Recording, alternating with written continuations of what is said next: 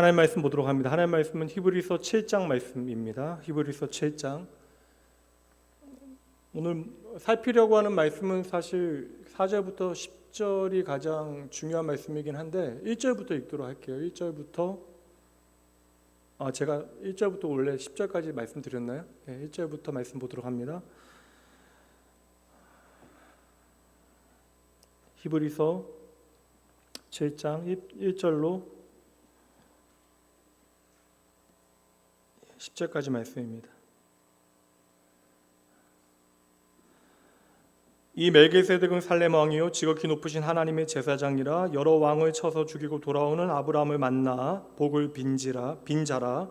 아브라함이 모든 것의 10분의 1을 그에게 나누어 주니라. 그 이름을 해석하면 먼저는 의의 왕이요 그 다음은 살렘 왕이니 곧 평강의 왕이요 아버지도 없고 어머니도 없고 족보도 없고 시작한 날도 없고 생명의 끝도 없어 하나님의 아들과 닮아서 항상 제사장으로 있느니라.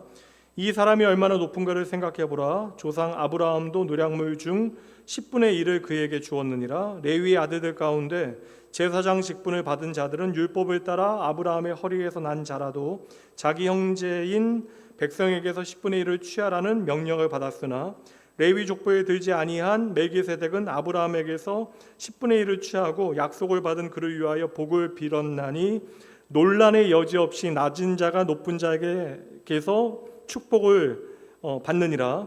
또 여기는 죽일 자들이 10분의 1을 받으나 저기는 산다고 증거를 얻은 자가 받았느니라. 또한 10분의 1을 받은 레위도 아브라함으로 말미암아 10분의 1을 바쳤다고 할 수 있나니 10절 함께 읽죠. 이는 멜기세덱이 아브라함을 만날 때에 레위는 이미 자기 조상의 허리에 있었음이라. 아멘. 오늘 좀 말씀이 약간 좀 어려워요. 이게 알 듯 모를 듯한 내용입니다. 오늘은 히브리서 14번째 시간이고요. 말씀 전체 주제는 성장에는 아픔이 따릅니다. 세수식반으로 섬기시는 분들 계세요. 토요일날 우리 아이들 어린아이들 전도하기 위해서 아파트 전도, 놀이터 전도 나가는데 전도 끝나고 나면 항상 운전사님께서 그 다녀오신 소식을 교육자들과 함께 공유하십니다.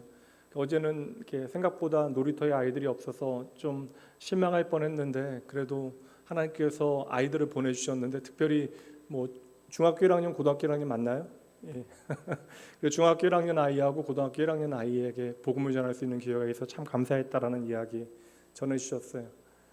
예, 하나님을 향한 순수한 열정은 언제나 누군가를 기꺼이 받아들이고 또 그의 삶이 나하고 상관없는데 그로 인하여 아파하고 그를 환대하는 것이 나에게 기쁨 되어지는 것, 이게 복음의 능력이 아닐까라는 생각이 들어요. 열심히 사역해 주시고요, 잊지 않고 성도님들도 기도해 주시고, 사실 섬기는 일에는 사실 돈도 필요하죠. 그런 여러분 헌금도 좀 내시고 그 일에 함께 협력해 주셔야 합니다. 히브리서 전체 주제가 얘기했나요?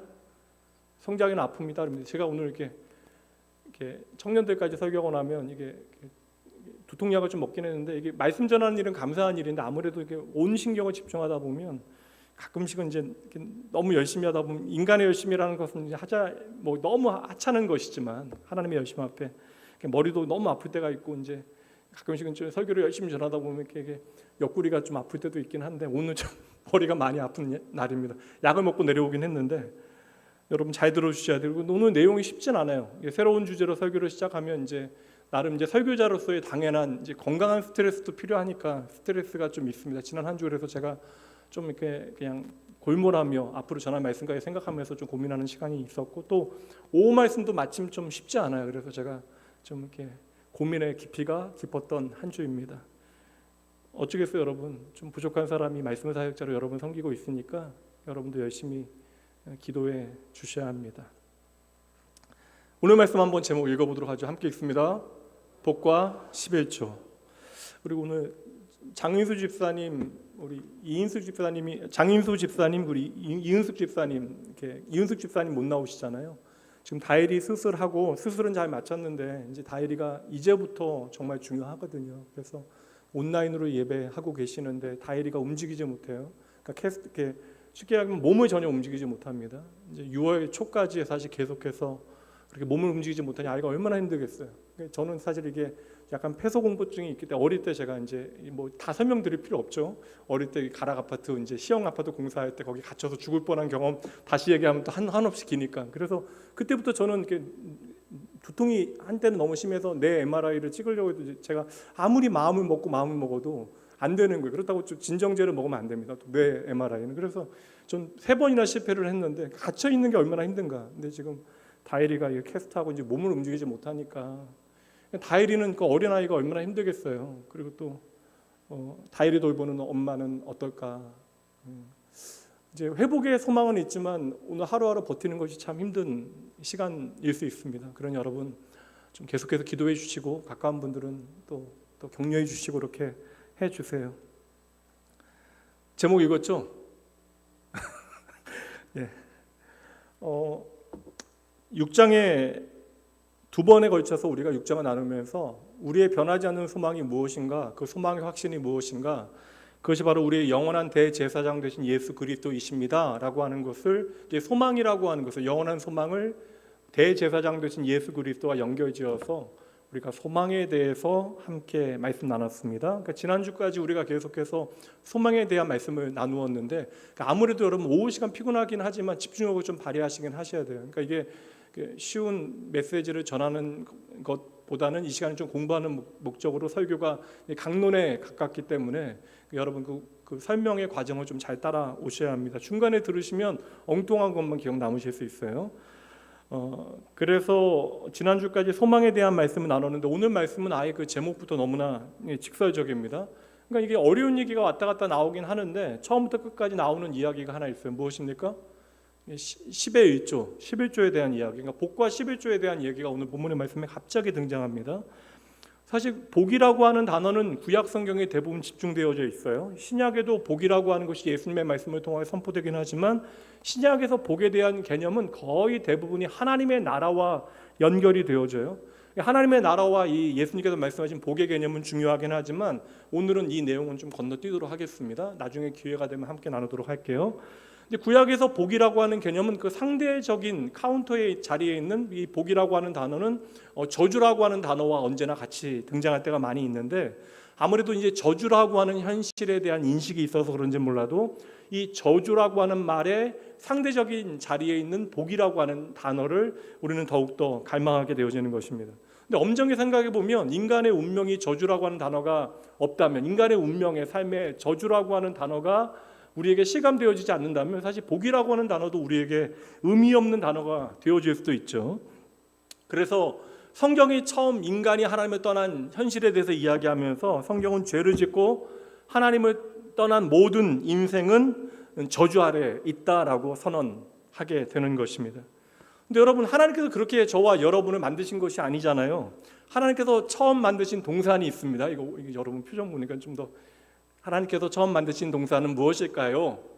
여러분, 에덴 동산이죠. 이제 이 에덴 동산은 저주라고 하는 단어가 걸맞지 않은 곳이에요. 이 에덴이라고 하는 곳은 하나님의 창조가 완벽했던 공간이었죠. 그래서 하나님께서 이 모든 것을 창조하시고 하신 말씀, 스스로 이제 선언하시며 하신 말씀이 보시기에 심히 좋다. 그러니 저주라고 하는 것과는 전혀 상관없는 완벽하고 완전한 복의 형태로 이 에덴이라고 하는 곳이 인간의 삶에 주어졌습니다. 창세기 1장 28절 말씀, 그래서 그 에덴에 살게 되어진 인류에게, 처음 사람들에게 하나님께 주신 말씀이 이 말씀이, 함께 읽어봅니다. 하나님이 그들에게 무엇이라고요? 복을 주시며 하나님이 그들에게 이르시되 생육하고 번성하여 땅에 충만하라, 땅을 정복하라, 바다의 물고기와 하늘의 새와 땅에 움직이는 모든 생물을 다스리라 하시니라. 그러니까 하나님께서 처음 주신 복이라고 하는 것은요, 땅에서 생육하고 번성하고 충만하고 땅을 다스리는 것, 그 정치적인 활동을 통하여 모든 피조물을 복되게 하는 것이 하나님의 창조 명령이 되어지는 거예요. 그러니까 하나님의 복은요, 하나님의 창조에 동참할 수 있는 은혜의 기회를 우리에게 주시는 거예요. 이게 여러분 엄청난 것입니다. 이게 생육하고 번성하라는 것은 우리의 울타리를 넓히라는 게 아니에요. 우리 것이 아니잖아요. 이 세상은 하나님의 것이기에 하나님께서 창조하신 세상에 아담이 이름을 짓는, 하나님 허락하신 지혜로 이름을 짓는 일로부터 시작하여 만물을 복되게 하는 것이 하나님의 창조에 동참하게 하시는 하나님의 은혜의 부르심이 되어진다. 근데 이 에덴에서 주어진 이 명령을, 이 복을 우리는 똑같은 개념으로, 이게 복인데 우리는 똑같은 개념으로 오늘도 받아들이는 거예요. 그래서 우리가 점점 팽창하고 많아지고 번성하는 것을 우리의 기준으로 번성하고 잘 되는 것을 복이라고 생각하는 거예요. 그러니까 우리는 자꾸 무엇을 하는 것입니까? 내 것을 더 많이 만들기 위해서 다른 사람들을 좀 정복하는 일, 그리고 그들을 다스리는 일. 그러다 보니까 자연스럽게 모두가 복되어야 되는데 피해자와 가해자가 발생하게 되어지고 나의 힘을 가지고 다른 사람들을 장악하려고 하는 것이죠. 근데 이 모든 것이 풍족하고 완벽할 때는, 복이 완벽할 때는 이 행위가, 쉽게 얘기하면 정치적인 행위잖아요. 다스리는 행위는. 이게 모두를 복되게 하는 일인데, 이제 문제는 땅이 저주를 받아서 결핍된 상황 가운데서는 내가 팽창하기 위해서는 누구 것을 끊임없이 빼앗는 일들을 해야만 하는 것이죠. 그래서 하나님의 형상대로 인간의 다스림은 만물을 생육하고 번성하니까, 그러니까 여러분 말씀 잘 보셔야 돼요. 주어가 내가 생육하고 번성하는 것이 여러분 중요한 것이 아닙니다. 우리의 다스림, 우리의 정치적인 활동이 만물을 복되게 해야 돼요. 그러니까 만물이 번성하고 만물이 자라나도록 하는 것이, 생육하도록 하는 것이 우리의 일이 되어져야 하는데, 인간의 그 다스림에 하나님의 형상이 깨어지지 않고 나타나면 전혀 문제가 없는데, 문제는 무엇이에요? 모든 인간은 다 무엇입니까? 모든 인간은 다 무엇이에요? 로마서 3장 23절 말씀처럼 모든 인간은 다 무엇입니까? 죄인이죠, 죄인. 그러니 오늘 우리가 살아가고 있는 삶의 자리는 에덴 동산의 완벽한 복이 주어진 상태가 아니라 죄 아래 있는 상태가 되어진 것이죠. 흔히 좀 저 사람 상태가 안 좋다, 어떤 의미인지 아시잖아요. 그러니까 제 상태가 안 좋다라고 하는 말대로 이제 저와 여러분은 상태가 안 좋게 되어진 것이에요. 그러니까 이 상태가 원래 상태로 돌아가는 것을 우리는 오전 말씀대로 이야기하면 무엇이에요? 회복. 어떻게 이렇게 다 들으셨는데 한 분만 대답을 하시고, 오전에 제일 중요한 핵심적인 메시지였는데, 그래서 우리가 죄를 범하여 이 땅이 저주받게 되어진 다음에 우리로 인해서 땅이 저주를 받게 되어졌잖아요. 그래서 우리가 번성하면 번성할수록, 그때로부터 우리가 잘 되면 잘 될수록 우리가 하는 일들이 있는데, 그게 창세기 6장 5절 말씀에 나옵니다. 여호와께서 사람의 죄악이 세상에 가득함과 그의 마음으로 생각하는 모든 계획이 항상 악할 뿐임을 보시고, 그 다음에 보면 하나님께서 한탄하시고 근심하셨다. 이것은 후회가 아닙니다. 인간에 대한 연민과 안타까움이죠. 그래서 죄지은 인간이 끊임없이 생육하고 번성하려고 하는 노력은 만물을 복되게 하는 방향으로 흘러가지 아니하고 죄의 저주 아래에서 누구만 복되면 된다라는 거예요? 나만 복되면 된다라는 거예요. 다시 말하면 에덴 동산의 축복은 핵심이 무엇이에요, 여러분? 마음대로 먹고 내가 일하지 않고 누릴 수 있다는 게 에덴의 축복입니까? 에덴의 최고의 축복, 하나님의 복의 본질은 무엇이에요? 하나님과 친밀하게 교제할 수 있다는 거예요. 내가 날마다 하나님과 동행하는 것을 내가 경험하며 누리며 살아갈 수 있다는 것입니다. 그런데 인간이 범죄한 다음에 하나님이 소중하지 않게 되어져. 그러다 보니까 에덴의 눈에 보이는 풍요만을 내가 얻어내는 것을 만족 삼게 되어진 거예요. 그래서 이 땅이 번성하면 번성할수록 우리는 갈수록 하나님을 탄식하고 한탄하게 하는 일들을 계속해서 만들어내게 된 것입니다. 이게 성경의 역사예요, 여러분. 여러분 여기까지 이해되시죠? 이해되시죠? 이 정도는 반응하셔야 돼요. 그래서 여러분 이 딜레마 가운데 인간은 늘 죄를 짓게 되어지는 것이고 하나님과 원수 노릇하게 되어지는 거예요. 이게 로마서의 앞부분에 가장 중요한, 그러니까 복음을 우리가 깨닫기 위하여, 예수의 복음을 깨닫기 위하여 이 하나님과 원수 되어진 죄에 대하여 우리는 계속해서 로마서 앞에서 말씀하고 있잖아요. 인간 스스로 우리가 하나님과의 관계 안에 있을 때에는 우리의 존재 전부가 하나님 보시기에 심히 좋았는데 우리가 스스로 하나님을 버리고 떠나가게 되어집니다. 다시 말하면 하나님께서 주신 완벽한 복의 상태를 우리가 스스로 깨뜨려 버리게 되어진 것이죠. 근데 참 아이러니한 게 뭐예요? 그런데 인간의 영혼은요 도리어 죄의 저주 아래 있게 되어지면서 더 상대적으로 복을, 이 저주를 극복하기 위해서 복을 갈망하게 되어진다라는 거예요. 근데 문제는 이 복이 왜곡되어지는 것이 문제가 되어지는 것입니다.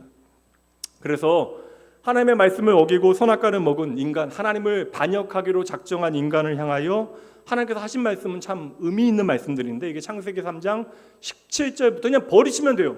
계속 말씀드리지만 죄 지면 죄에 대한 대가를 요구하시고 죽이시면 되는데, 하나님께서 찾아오셔서 그들에게 말씀하세요. 계속해서 말씀하십니다. 이게 중요한 거예요. 하나님은 우리를 포기하지 아니하시겠다라는 거예요. 하나님의 작정대로 우리를 회복하시겠다라는 거예요. 이게 창세기 3장 17절부터 그 하나님의 마음 기억하시면서 함께 봅니다. 제가 읽어드릴게요. 아담에게 이르시되 내가 내 아내의 말을 듣고 내가 내게 먹지 말라 한 나무의 열매를 먹었은즉, 그 다음이 중요합니다. 땅은 너로 말미암아 저주를 받고 생육하고 번성하여 세상에 존재하는 모든 것이 하나님 앞에 아름답게 복되게 해야 되는데, 우리가 하는 일들이 어떻게 돼요? 땅이 저주를 받게 하는 일이 되어져 버렸다.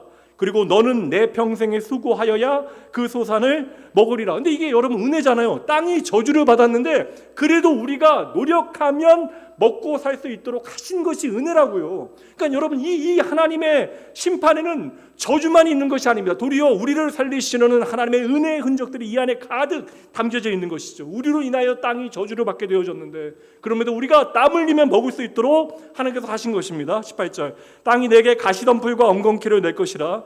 내가 먹을 것은 밭의 채소인즉 내가 흙으로 돌아갈 때까지 얼굴에 땀을 흘려야 먹을 것을 먹으리니 내가 그것에서 취함을 입었습니다. 흙으로부터 시작되어진 우리가 흙으로 돌아가게 되어지는데, 우리가 저주받아 이 땅에 거하는 그 시간에도 흙으로부터 주어지는 것, 하나님께서 우리에게 주시는 것으로 우리는 살게 되어진다. 너는 흙이니 흙으로 돌아갈 것이니라 하시니라. 이게 바로 하나님의 슈브, 소생, 회복의 약속의 말씀이 되어지는 거예요. 여러분, 땅을 복되게 하기 위하여 창조되어진 저와 여러분이 우리 때문에 도리어 땅이 저주를 받게 되어지는 형편에 처하게 되어진 것이죠. 그럼에도 하나님은 우리가 수고하면 땅의 소산을, 열매를 먹고 살아갈 수 있도록 은혜를 베푸신 것이에요. 근데 문제는 우리가 평생 수고하고 노력하여도 얻을 수 있는 것이 제한적이기 때문에 이 죄의 결과가 만들어낸 그 저주의 상황은 결핍의 상황이 되어진 것이죠. 그래서 우리는 본능적으로 조금 더 많은 것들을 요구하고 갈망하게 되어진 것입니다. 그래서 죄 지은 다음에 이어지는 내용이 이제 창세기 4장인데, 4장의 시작으로부터 갑자기 무슨 얘기가 나오냐면 죄 지은 인간의 형편 가운데 드려지는 예배에 대한 이야기가 나와요. 그래서 여러분 잘 아시는 누구와 누구의 예배가 나옵니까? 가인과 아벨의 예배가 등장하는 거예요. 잘 보세요 여러분. 하나님을 예배하는 것은 너무나 놀라운 은혜의 부르심인데, 하나님 앞에 내가 얻은 것에 대하여 감사의 예배를 드리는 그 자리에서도 내 것이 너의 것보다 못하다라고 하는 스스로의 비교를 만들어내고 그 평가를 스스로 못 견뎌 하게 되어진 거예요. 그래서 내가 마땅히 사랑해야 되는 형제조차도 미워하고 그를 죽이는 일을 인간이 행하게 되어진 것이죠. 여러분, 이러면 이거 이제 엉망이 된 것인데 참 이상해요. 왜냐하면 창세기 말씀 여러분 잘 읽어보시면 가인의 후손들은 어떻게 돼요? 여러분 성경 읽어보셨어요? 5장 6장 읽어보면 가인의 후손들은 어떻게 돼요? 같이 읽으셨을 텐데 성경 쓰고 계시잖아요 여러분. 가인의 후손들 너무나 옛날 얘기예요. 가인의 후손들 어떻게 돼요? 신기할 정도로 모두 다 잘 나가요. 그리고 또 악착같이 살아갑니다. 이 땅의 도성을 영원히 나의 것으로 만들기 위하여 악착같이 살아가요. 가인은 당장 무엇 합니까? 자기를 위하여 성을 쌓았다라고 말씀하고 있어요. 그러니까 하나님의 돌보심을 더 이상 기대하지 못하는 거예요. 내가 스스로 나를 지켜야 한다라고 하는 어떠한 결단을 내리게 되어진 것이죠. 그리고 가인의 후손들은 땅에서 너무나 잘 돼요. 그래서 가인의 후손들은 이 땅에 문명을 만들게 되어지고 이 땅에서 더욱더 잘 나가게 되어집니다. 근데 이것이 다 죄인의 모습이라는 거예요. 그리고 이 땅에서 이름을 떨치게 되어지나 결국 하나님의 심판의 대상이 되어지는 것이죠. 결국 그들이 세상에서 명성을 얻고 잘 나가게 되어져서 그들이 만들어 놓은 결과물이 무엇입니까? 여러분 아시는 탑이 이거밖에 없을까요? 창세기에 무엇입니까? 바벨탑을 만들게 되어지는 것이에요. 그런데 이 중간에 잠깐 죽은 하나님 앞에 온전히 예배했던 아벨 대신 하나님께서 새롭게 주신 씨앗이 있어요. 그게 셋인데 셋의 후손에 대한, 가인의 후손은 그냥 잘 먹고 다 잘 살아요. 근데 셋의 후손에 대한 성경에 작은 설명이 하나 나옵니다. 그게 창세기 4장 26절. 셋도 아들을 낳고 그의 이름을 에노스라 하였으며 그때의 사람들이 비로소 뭐라고요? 여호와의 이름을 불렀더라. 그러니까 하나님의 이름이 내 삶에 관계되어지는 삶을 다시 살게 되어졌다. 그러니까 하나님을 경외하는 삶을 그들이 살아갔다. 결국 이 땅의 죄는 그러니까 잘 살면 잘 살수록 이 땅의 죄는 관영하게 되어지고 그 죄에 대한 하나님의 심판이 임하게 되어져요.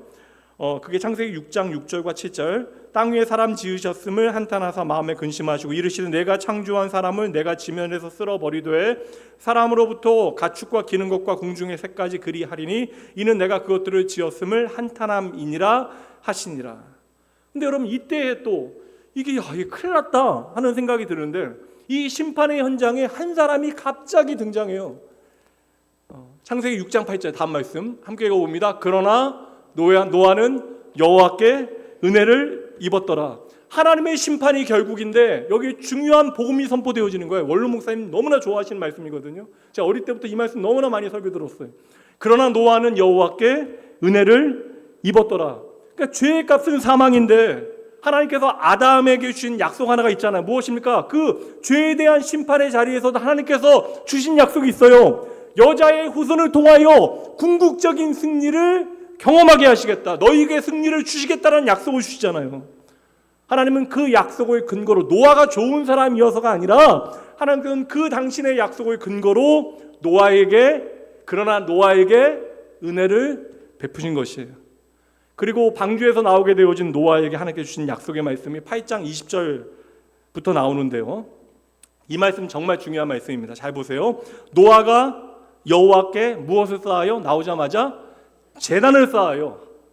제단을 쌓고 모든 정결한 짐승과 모든 정결한 새 중에서 제물을 취하여 번제로 제단을 드렸더니 여러분 여기에 정결한 짐승, 정결한 새는요 너무나 제한적인 지금 대상들이잖아요. 너무나 제한적인 대상들 가운데 정결한 대상들을 찾아내서 제물로 취하여 그것들을 정성껏 번제로 죽여서 제단에 드렸더니 여호와께서 그 향기를 받으시고 그 중심에 이르시되 내가 다시는 사람으로 말미암아 땅을 저주하지 않겠다. 왜냐하면 사람은 이 땅을 이미 저주할 수밖에 없게 만들어 버렸기 때문에. 그러니까 너희들로 인하여 내가 더 이상 이 땅을 저주하지 아니하리니 이는 사람의 마음이 계획하는 바가 어려서부터 악함이라.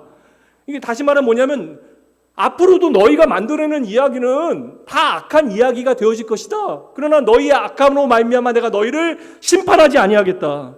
너희를 다시 이렇게 멸하지 아니하겠다. 내가 전에 행한 것 같이 모든 생물을 다시 멸하지 아니하리니 땅이 있을 동안에는 심음과 거둠과 추위와 더위와 여름과 겨울과 낮과 밤이 뭐라고요? 쉬지 아니하리라. 이 땅을 만드신 하나님께서 우리가 하나님을 떠나 이 땅이 저주받게 되어진 그 순간에도 하나님은 그 창조의 모든 것들을 하나님의 손에 붙드시고 우리의 삶을 지켜나가실 것이다. 저만 감사하죠. 엄청난 약속이잖아요.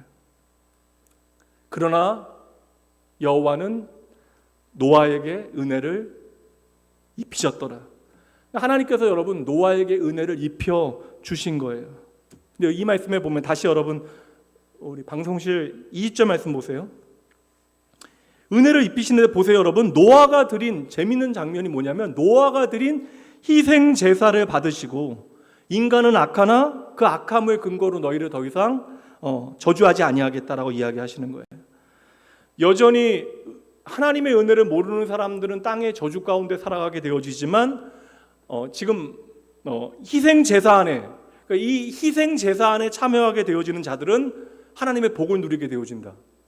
이거 정말 원시복음이거든요. 이게 뭐 창세기 3장만이 원시복음이 아니라 이게 복음이 무엇인지를 우리에게 설명해 주는 중요한 내용입니다. 결국 하나님의 심판 아래 이 땅이 반드시 그 죄에 대하여 책임을 져야 되는 날이 있다. 그런데 그럼에도 이 저주받은 땅에서 복을 누리게 되어지는 방법이 있다라는 사실을 노아의 심판과 그 다음 이야기를 통해 우리에게 들려주시는 거예요. 이제 기초작업은 끝났고요. 그럼 복이 어디서부터 오는 것인가? 복과 11조에 대한 이야기를 여러분들에게 말씀드려야 되니까 이럴 때 아니면 말씀드리기가 어려워요. 그러니까 뭐 제가 그냥 아무 때나 11조 얘기하면 여러분 마음에 돈 내라는 얘기구나라고 오해하시는 분도 계셔서 이럴 때 아니면 언제 말씀을 드리겠습니까? 그러니까 저도 고민하는 거예요. 그 성경의 복은 어디서부터 우리에게 주어지는 것일까? 성경에서 복이 어디서부터 우리에게 주어지는가를 밝혀놓은 말씀이 있으니 출애굽기 20장 24절 말씀입니다. 여러분 읽어주세요. 시작.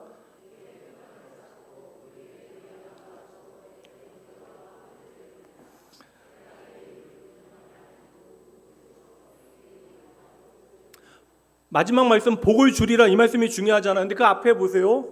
하나님의 이름을 기억하는 모든 곳에 복이 있대요. 하나님의 이름을 부르고 그 이름을 기억하는 곳에 복이 있다. 그런데 그렇게 하나님의 이름을 기억하고 기념하게 되어지는 그곳은 무엇이 드려지는 곳이에요? 희생 제사가 드려지는 제단이 되어진다. 그게 말씀 앞에 보는 토단이에요. 토단. 그러니까 이게 무엇으로 만들어졌는가가 중요한 게 아니라 그곳에서 희생 제사가 드려지는 그곳, 하나님의 이름이 기억되는 그곳이 복되다.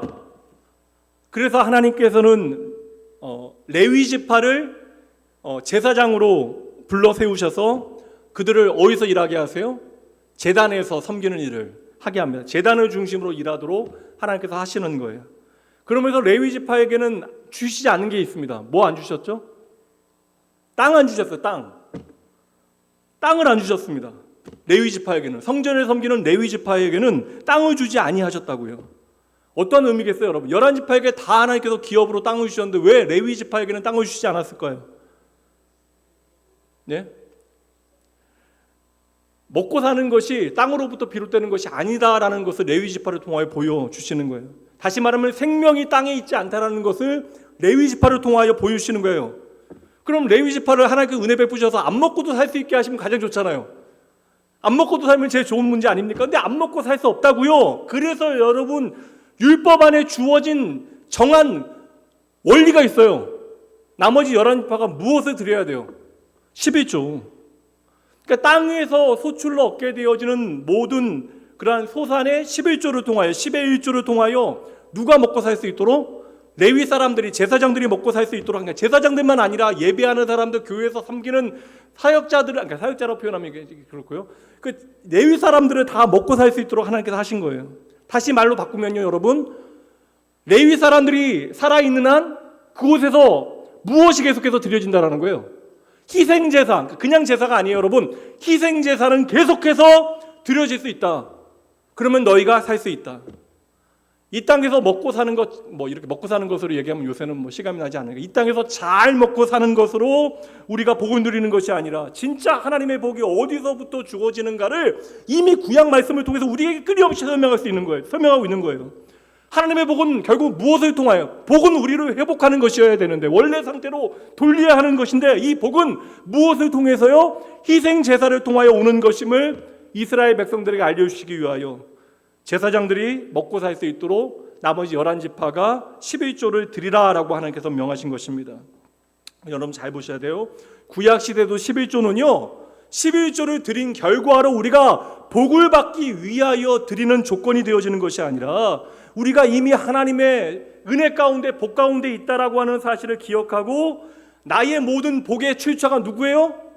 다시요. 나의 모든 복의 출처가 누구시라고요? 하나님이시라는 사실을 인정하면서 드리는 것이 바로 11조. 그래서 구약시대의 11조는 율법이 아니라 하나님의 약속에 대한 믿음이요, 신앙 고백이 되어지는 것입니다. 그래서 이 복과 11조를 통하여 소망에 대해서 이야기하는 거예요. 여러분, 떨어진 말씀이 아닙니다. 지금 히브리 출신의, 구약에 익숙한 히브리 출신의 유대인들에게, 그리스도인들에게 이러한 구약적인 배경을 가지고 지금 복과 11조에 대해서 다시 정리하고 있는 거예요. 이제 4절 말씀 보도록 하시죠. 4절 읽어주세요. 시작.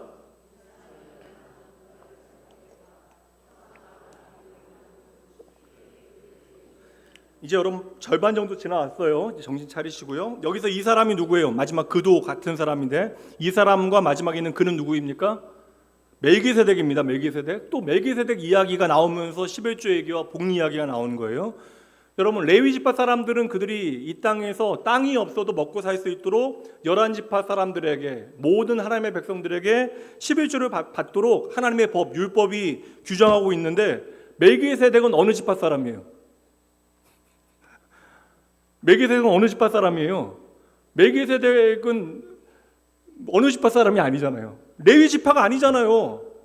11조를 받을 수 있는 자격이 있는 사람이 아니라고요. 그런데 아브라함에게 11조를 받았다고요? 그리고 아브라함에게 11조를 받은 다음에 아브라함을 떡과 포도주로 축복합니다. 그러면서 다시 무엇을 말하냐면 아론 반열의 제사장들과 멜기세덱의 라인에 있는 멜기세덱의 반차를 따르는 예수 그리스도에 대하여 비교해서 우리가 예수님이 누구신가에 대해서 설명하고 있는 거예요. 레위 지파 사람들도 11조를 받았고 멜기세덱도 11조를 받았으나 이 아론의 레위 지파의 제사장들은 다 죽은 사람들이지만 멜기세덱은 영원히 살아있다. 오늘 말씀 앞에 그 내용이잖아요. 그래서 이 멜기세덱에 대해서 이야기할 때 멜기세덱이 누군지 아시는 분 계세요? 좀 알려주세요. 이거 안다라고 하는 사람들이 있는데 어떻게 아냐고요? 성경이 보여주지 않는데 그냥 예수 그리스도를 우리에게 보여주는 인물인 거예요. 이분이 예수님이신지 하나님의 사자인지 알 수 없어요. 근데 성경은 그에 대하여 아비나 어미나 족보나 출생이나 죽음에 대해서 전혀 기록하지 아니합니다. 그리고 침묵합니다.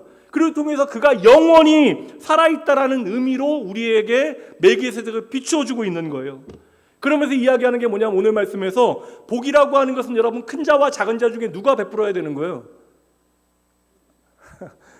이게 사실 복음의 개념 가운데 우리가 지극히 낮은 자의 자리에서도 우리보다 많은 것을 가진 사람들에게 복이 흘러가게 하는 것이 복음의 능력이지만 여러분 원래 복이라고 하는 것은 많이 가진 자가 적게 가진 자에게 베푸는 것, 큰 자가 작은 자에게 나누는 것이 바로 복입니다. 그렇게 내려오는 것이 복이에요. 복이라고 하는 것은 은혜로 주어지는 것이잖아요. 위로부터 흘러오는 것이 복이잖아요. 그러면 가장 큰 분이 누구이신가?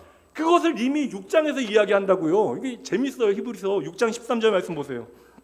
하나님이 아브라함에게 약속하실 때 가리켜 맹세할 자가, 이거 제가 약속과 맹세 이야기하잖아요. 하나님께서 얼마나 열심히 우리를 위하여 일하세요. 우리가 아브라함이 이미 믿지 못할 것을 다 하시고 약속하신 다음에 그 약속에 뭐라고 이야기하세요? 맹세를 더 하시는데 맹세할 때에 맹세할 자가 자기보다 더 큰 이가 없으므로 자기를 가리켜 맹세해요.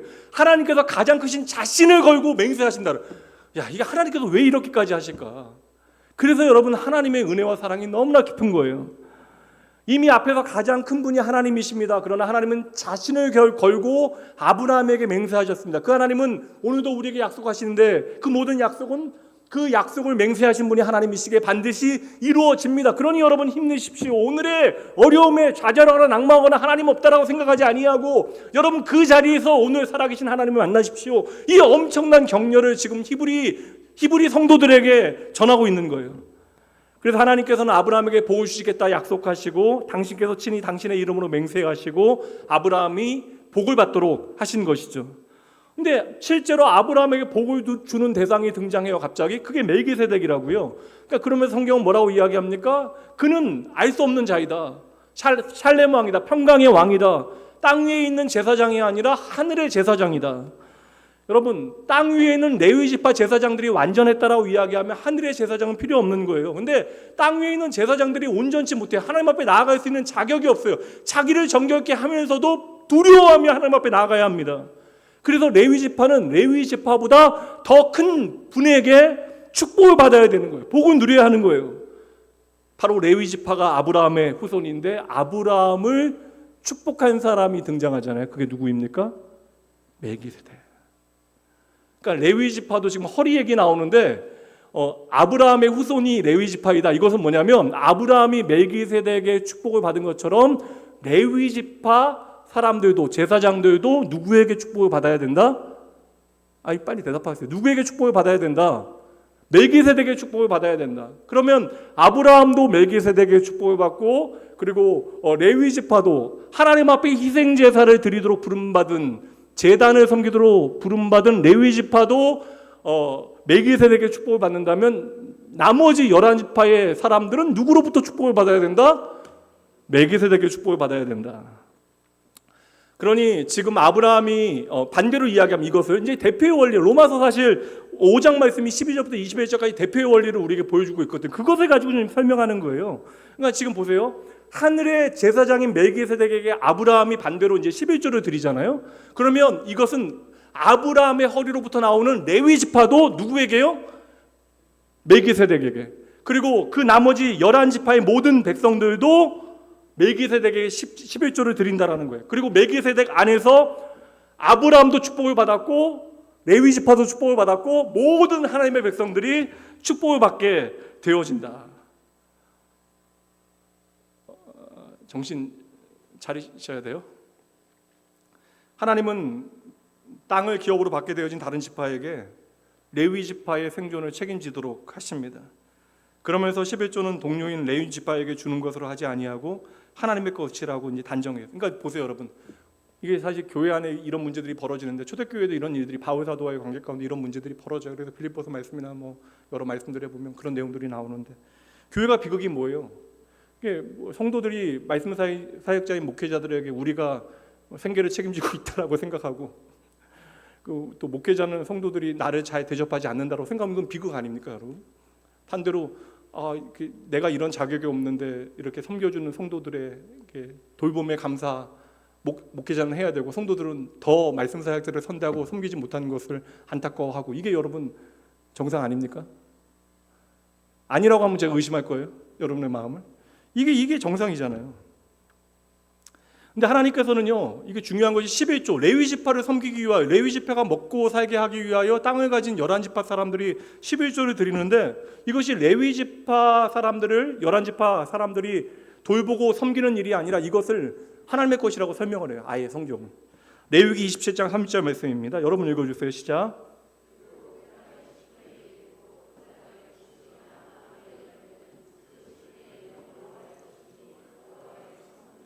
무슨 말인지 아시겠어요?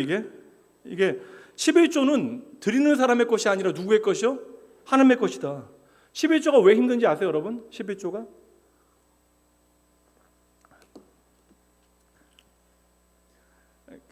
저는 청년들에게 옛날에 이제 담배 피면 구원받지 못해요. 그러면 그런 얘기는 대답을 안 했어요. 담배 핀다고 구원받지 못하는 게 어디 있어요? 술 먹는다고 구원받지 못하는 게 어디 있어요? 이런 질문은 교회 나온 지 얼마 안 된 애들이 하면 그냥 제가 열심히 설명을 해줍니다. 그런데 이거 교회 오래 다닌 애들이 그런 얘기하면 뭐예요, 여러분? 담배를 피고 있다라는 얘기죠. 술을 먹고 그래서 제가 맨날 하는 얘기는 뭐냐면 술을 먹으면서도 하나님 앞에 진정으로 감사기도 할 수 있으면 내가 진정 온 마음과 정성으로 하나님 앞에 감사기도 할 수 있으면 문제 없다. 내가 담배를 이렇게 피우면서 마지막 한 개 피를 피우면서 이 돛대를 나에게 주신 하나님 앞에 진정으로 감사할 수 있다면 이거 문제될 것은 크게 없다. 근데 이거 내가 하나님 앞에 신앙생활하면서 우리가 우리의 인생을 값지게 할 수 있는 수많은 일들이 있는데 하나님의 영광을 위해 살아가야 되는 수많은 이야기들이 있는데 내가 끊임없이 이 담배 문제, 술 문제에 걸려서 내 신앙에 대해서 계속 고민하고 이거 변증하기 위해서 애를 쓴다면 이거 인생 낭비 아니냐 그 얘기 되게 많이 했거든요. 여러분 11조가 왜 힘든지 아세요? 단순히 여러분 내 것을 드린다라고 생각하니까 이게 힘든 거예요. 여러분 분명 11조는 힘들어요. 11조는 힘듭니다. 그래서 과부가 드린 두레돈에 대하여 주님께서는 안타까워하세요. 그냥 오늘 먹어야 되는 거거든요. 이것은 헌금을 가르치시기보다 사실 잘못된 지도자들에 대하여 주님께서 책망하시는 말씀인데 여러분 이거 11조는 힘든 일이에요. 특별히 없는 분들에게 이건 너무나 어려운 일입니다. 근데 우리가 왜 11조를 드리지 못하는가? 내 인생이 나의 것이라고 우리는 착각하며 살아가요. 그리고 내가 수고하여 얻은 것이 나의 것이고 나는 나의 것을 하나님께 드린다라고 생각을 하는 것이죠. 여러분 우리의 모든 것 심지어 생명조차도 하나님의 것인데 그래서 10분의 1을 그 중에 10분의 1을 주님께 드리면서 내가 하나님의 것입니다. 하나님으로 말미암아 살아갑니다라는 고백을 우리는 그 11조에 담아서 드리는 것이죠.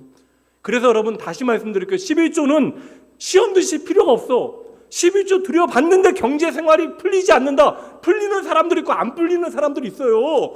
다 풀리지 않아. 도리어 안 풀리는 사람도 많다라고 생각합니다. 11조는 이 땅에서의 축복의 조건이 아니에요. 11조는 복의 조건이 되어진다면 그것은 내가 하나님을 제대로 만나고 고백하게 되어지는 것이 복의 조건이 되어지는 것이지 11조는 어떠한 경제적인 축복의 조건이 되어지는 것이 아니라 따라해보세요. 11조는 신앙 고백입니다. 미국에 있을 때 휴스턴에 있는 한 한인교회에 있는데 그 한인교회 10년 동안의 목회자, 담임 목회자가 6번이나 바뀌게 되어져. 그곳에서 제일 휴스턴에서 부자 장로님이 하나 있으셨는데 그 부자 장로님께서 교회를 하나 설립해요. 그 교회를 설립하는 것에 텍사스 지역은 많은 세금을 혜택을 줍니다. 그래서 그분이 교회를 건축하게 되어지고 이제 교회를 자기 사업체처럼 운영하게 되어진 것이죠. 그러니까 그 장로님께는요, 부자 장로님께는 목회자도 자기 돈으로 월급 주는 쉽게 얘기하면 교회 예산의 90% 이상을 그분이 담당하셨으니까요. 그리고 교인들이 많아지는 것도 원하지 않아요. 자기 뜻에 반하는 사람들에게 뭐 이렇게 두질 아니합니다. 그러니까 목회자도 돈을 주는 직업으로 이제 직원으로 생각하게 되어지는 것이죠. 뭐 그럼에도 그곳을 하나님의 교회답게 만드시는 분은 하나님이시지만 저는 적어도 그 부자 장로님께는 그곳이 교회가 아니라고 저는 확신합니다.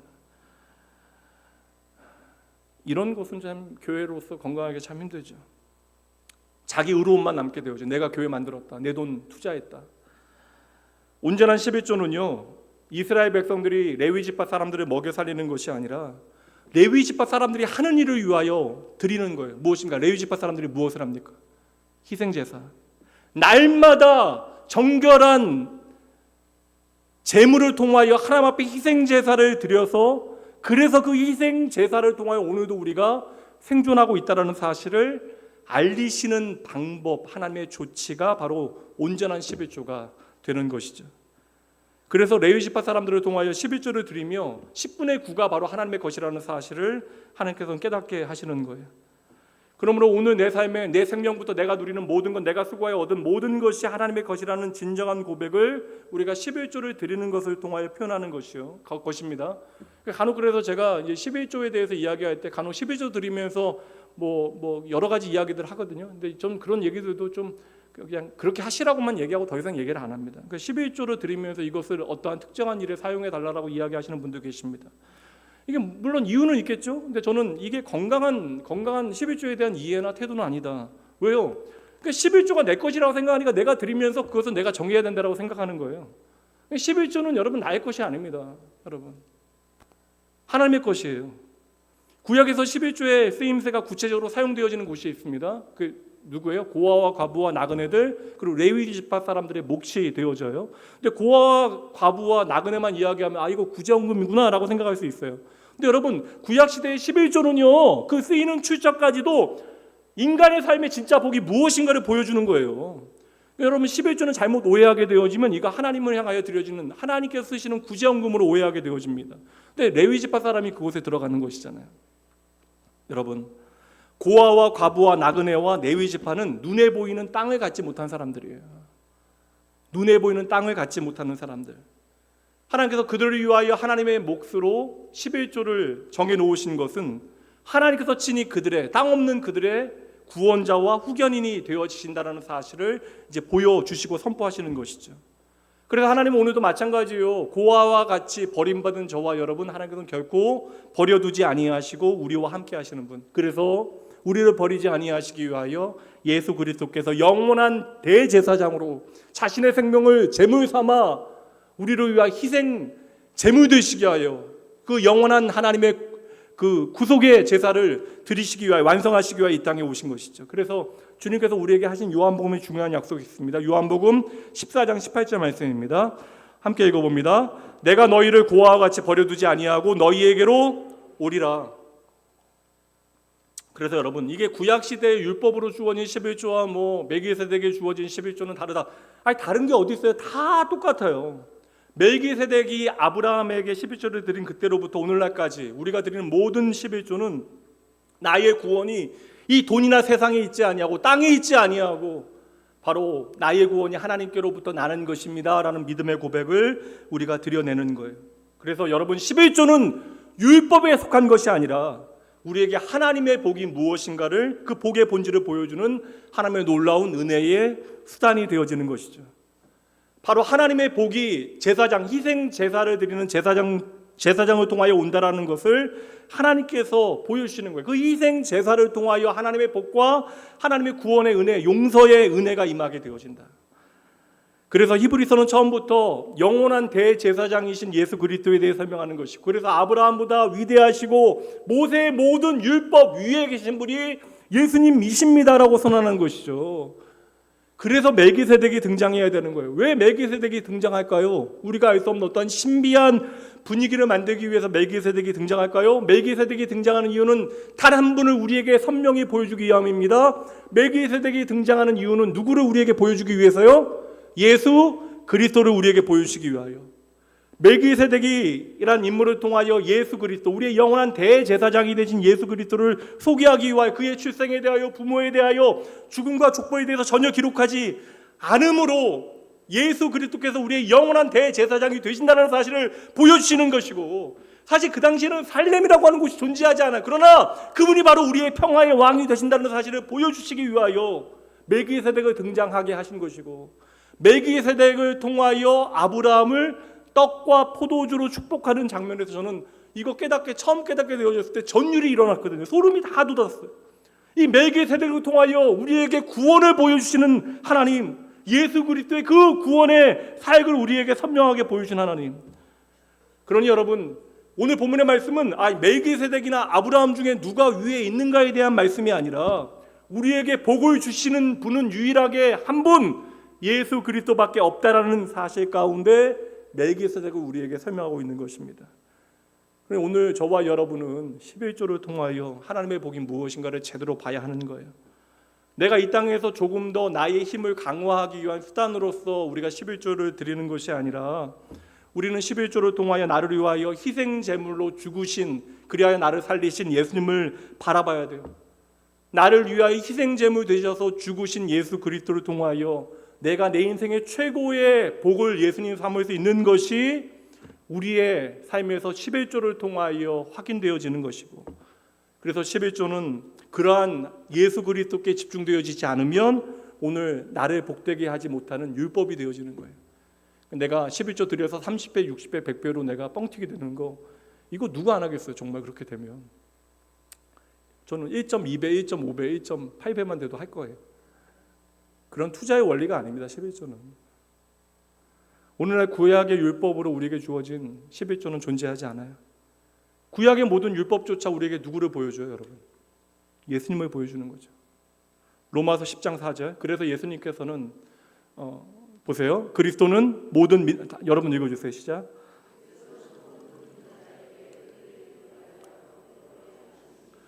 복음이 무엇인지를 바울사도는 정확하게 지금 이해하고 있잖아요. 인간의 운명과 예수 그리스도께서 행하신 모든 일들을 통하여 예수 그리스도께서 어떻게 율법에 마침 완성이 되어지셨는가. 복음서에서 예수님께서 똑같은 말씀하시거든요. 마태복음 5장 17절 말씀입니다. 예수님께서 친히 말씀하시되 함께 읽습니다. 내가 율법이나 선지자를 폐하러 온 줄로 생각하지 말라. 폐하러 온 것이 아니요 완전하게 하려 함이라. 예수님은 내가 바로 마침 율법의 완성이 되어진다. 율법이라고 하는 것은 우리가 저주받은 현실에 있다라는 사실을 하나하나 비춰주죠. 근데 예수님께서는 그 율법의 요구를 완성하시고 당신이 희생된 제물 되시어 죽으심으로 우리가 저지른 그 죄의 저주를 이겨내시고 저와 여러분의 복이 되어 주심을 믿으셔야 합니다.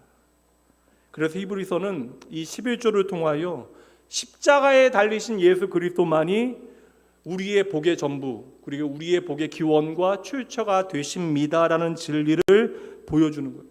우리를 위하여 제물되어 돌아가신 주님을 우리에게 보여주는 것이죠.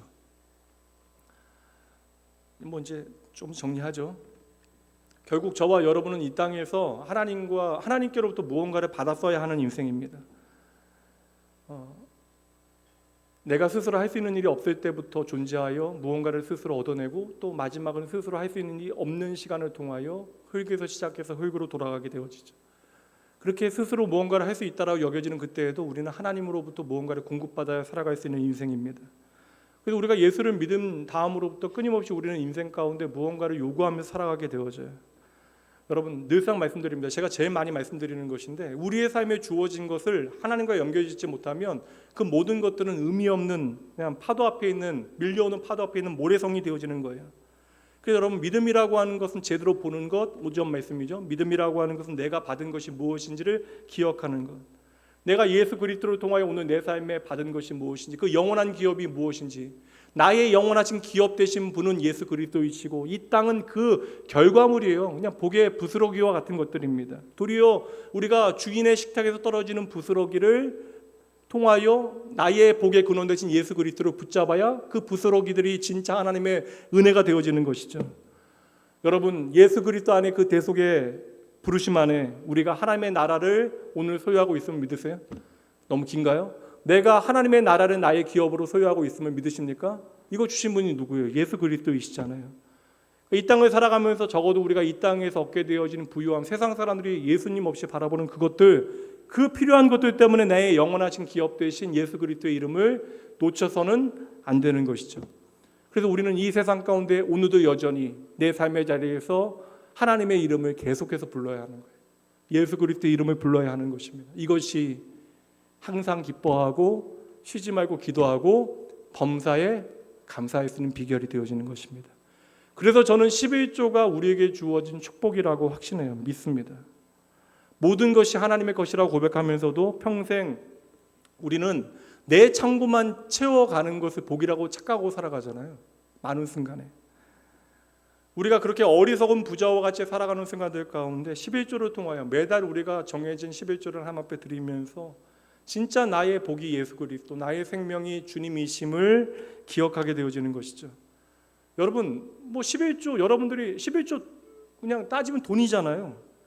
그리고 여러분이 드린 11조를 통하여 이렇게 눈앞에 보이는 조직교회가 돌아가게 되어지는 거예요. 교회가 운영되어지고 그러는데 사용돼요. 목회자들 생활비도 선교비나 여러 구제비, 목회자 생활비로 11조가 사용됩니다. 근데 여러분 11조는 그게 아니라고요.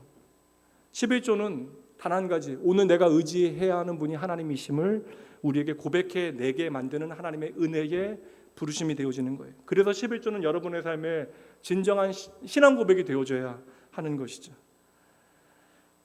주님께서 우리에게 가르쳐 주신 복에 대한 가르침으로 오늘 말씀을 좀 정리하면 어떨까라는 생각이 들어요. 사도행전 20장 35절, 범사에 여러분의 인생의 모든 일에 여러분에게, 함께 읽어봅니다. 범사에 여러분에게 모범을 보여준 바와 같이 수고하여 약한 사람을 돕고 또 주 예수께서 친히 말씀하신 바 주는 것이 받는 것보다 복이 있다 하심을 기억하여야 할지니라. 여러분, 이 땅에서 내가 잘 먹고 잘 사는 것만으로, 여러분 이게 송파구에 100억짜리 빌딩을 여러분 마련한다 할지라도 이게 복된 인생이 아님을 아셔야 돼요. 여러분 이 땅에서 부자 되는 것이 여러분의 인생의 목적이라면 이루실 수도 있죠. 쉬운 일은 아니지만, 근데 여러분 그렇게 부자 되어져서 송파구에 빌딩 몇 개씩 가지고 계셔도 이게 이 땅의 원리만으로 살아가는 여러분의 삶의 이야기라면 이거 다 그냥 그것만으로 땡이에요. 그러니까 여러분 이 땅에서 잘 먹고 잘 사는 것으로 땡, 하나님의 영원한 세계와는 아무런 상관이 없습니다. 하나님의 기업과는 아무런 상관이 없는 거예요. 하나님께서 우리에게 친히 보여주시는 하나님의 나라의 법과 하나님의 가치를 가지고 살아가는 것이 여러분 진정 복된 인생임을 아셔야 돼요. 그래서 여러분 늘상 말씀드리잖아요. 하나님께 기억되시는 삶을 여러분 살아가셔야 합니다. 그리고 하나님께서 친히 우리에게 말씀해 주십니다. 하나님의 나라는 받는 것이 아니라 뭐라고요? 주는 것이 복입니다. 여기에 당혹스러움이 있잖아요. 받는 것보다 주는 것이 복이라고 하는 것, 여러분 계속해서 세상에서 내가 나를 채워야 답이 되어지는데, 목사도 걱정이 있거든요. 목사도 이제 은퇴한 다음이나 그 이런저런 걱정이 갑자기 몰려오는 때가 있어요.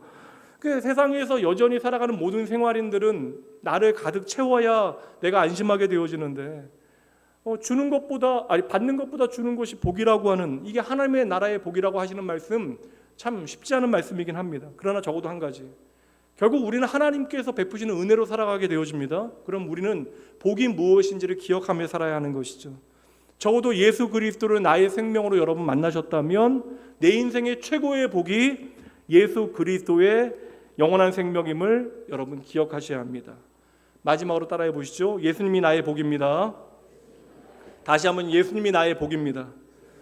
결론은 너무나 단순하네요. 제가 복과 11조에 대해서 여러분 최선을 다하여 설명을 드렸습니다. 인생 고달프고 힘들 수 있어요. 제가 이 자리에도 여러분들 얼굴은 다 바라보지 아니하지만 사실 오후까지 남아서 이거 예배 드리는 것이 버거운 분도 계시거든요. 저는 알고 있으니까 오늘의 현실이 참으로 고달플 수 있습니다. 그러나 여러분의 모든 기도와 예배와 부르짖음이 세상과 똑같아져서는 안 되는 거예요. 아무리 힘들고 어려워도 주 예수 그리스도께서 나의 복이라고 하는 사실만큼은 변하지 않아요. 그거 믿어야 여러분 오늘을 이겨낼 수 있고, 또한 오늘 이 시간을 통하여 하나님의 은혜를 사모할 수 있습니다. 그리고 내가 단단히 그 믿음 위에 바로 서야 내가 살아가는 사람들도 바로 설 수 있는 거예요. 나의 결핍을 하나님 앞에 말씀드리고 공급받는 일은 중요합니다. 말씀드려야 주시는 것이 하나님의 은혜임을 우리가 알게 되어지죠. 그러나 결국 이 모든 것의 출처가 하나님이심을 기억하고 내가 예수 그리스도 안에 사는 것을 나의 삶의 복으로 누리는, 기쁨으로 누리는 것이 진짜 그리스도인의 삶이 되어지는 것이죠. 그러니까 가인의 후손들과 똑같이 살면 안 돼요. 땅에서 성을 쌓게 되어지고 또한 주어지는 모든 것으로 내 이름을 세상 가운데 날린다 할지라도 이게 하나님과 상관없어지면 이 모든 것은 축복이 아니라 저주가 되어질 수도 있다. 그래서 여러분, 세상의 자랑과 만족만으로 우리의 인생에 자랑 삼게 되어지면 내 인생에는 여러분 하나님께서 전혀 거들떠도 보지 아니하신, 나는 보물이라고 생각하는데 하나님께서는 거들떠도 보지 아니하시는 잡동사니만으로 우리는 탑을 만들게 되어지는 거예요. 그러면 우리가 아무리 높게 쌓는다 할지라도 잘해봐야 그것은 밀려오는 파도 앞에 모래성일 뿐, 그리고 이것은 뭐 조금만 잘못해도 우리는 또 다른 하나님 거역하는 바벨탑을 만들게 되어지는 것이죠. 여러분의 인생에 단순하게 하나님의 말씀 붙들고 하나님의 최고의 축복 예수 그리스도 그리고 그분의 십자가 단단히 붙들고 하나님의 백성이라고 하는 정체성과 자존심, 그러한 믿음의 당당함을 가지고 내게 주어진 삶의 시간을 하나님 앞에 살아가는 여러분 되시길 주님의 이름으로 축복합니다. 기도합니다. 하나님 아버지, 오늘 나의 삶의 모든 현장에 소망의 빛에 비추어주시는 주님 계시기에 얼마나 다행인지요. 하나님 정말 감사합니다. 주여, 당장의 어려움이 해결되어지지 않아 낙심되어지는 현실 가운데 때로는 고달프고 힘겨워하는 당신의 자녀들에게 전하시는 하나님의 진짜 위로를 저희들 히브리서 말씀을 통하여 열심히 살피고 있습니다. 하나님, 그저 어려움의 시간을 잘 견뎌라, 언젠가는 좋아질 것이다 하시는 것이 아니라 이 모든 어려움 가운데 주께서 함께 하시고 오늘도 우리를 격려하고 계심을 말씀해 주십니다. 하나님을 떠난 세상을 살다 보면 세상의 방법과 세상의 지혜가 전부인 것처럼 보여지는 순간들이 있지만 주여, 주의 말씀을 통하여 우리의 인생에 진짜 복이 무엇인지를 배워가게 하심에 감사합니다. 하나님, 저희들 구원의 은혜 가운데 거듭남의 은혜를 풍성히 누리게 하시고 세상의 자랑만으로 만족하는 어리석은 부자 되어지지 아니하도록 주여 말씀을 통하여 진리 영되신 성령 하나님 친히 우리를 붙잡아 주시옵소서. 내 인생의 주인이 하나님이심을 잊지 말게 하시고 주 예수 그리스도를 통하여 내게 주신 구원의 은혜 높이 들고서 하나님 앞에 참된 예배자의 삶을, 복된 인생 살아가는 귀한 주의 자녀들 되게 하시옵소서. 이 밤에 간절한 마음의 소원 주님 앞에 아뢰며 드려진 헌금이 있습니다. 주여, 간절한 마음으로 드려진 그 모든 소원과 감사의 예물 위에 주님께서 함께 하시고 하나님의 은혜로 살아가는 귀한 인생 되어질 수 있도록, 하나님 앞에 날마다 감사하여야 하는 이유를 더 많이 찾아내는 인생 되어질 수 있도록 주여 동행하여 주시옵소서. 그 사랑하는 당신의 백성들로 하여금 주의 이름과 십자가의 은혜를 자랑 삼고 담대히 이 세상 살아가게 하시는 나의 주 예수님 이름으로 축복하며 간절히 기도합니다. 이제는 우리 주 예수 그리스도의 은혜와 하나님의 사랑하심, 성령 하나님의 함께하심이 진정 내 인생에 하나님 주신 최고의 축복 예수 그리스도와 그의 십자가 단단히 붙들고 하나님 나라 백성답게 당당하고 복된 인생 살아가기로 작정하는 주의 택한 모든 자녀들 위해 이들이 다시 은혜로 살아가게 되어질 일주일, 그리고 하나님께서 책임지실 이들의 모든 인생 위에 지금부터 영원까지 함께 있을지어다. 아멘.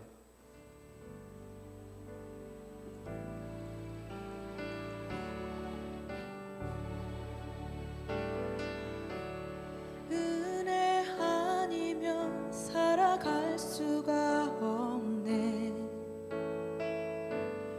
호흡마저도 오늘 오후 예배로 구역장 모임은 대체하도록 하겠습니다. 우리 그동안 나눴던 말씀, 요약된 말씀 주보에 실려 있으니까 이 내용 여러분 다 아실 수 있는 내용들이에요. 그렇게 이번 주는 구역 모임 가지시고 오늘은 따로 구역장 모임 갖지 않습니다.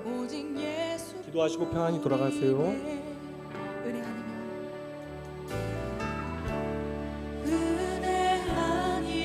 살아갈 수가 없네.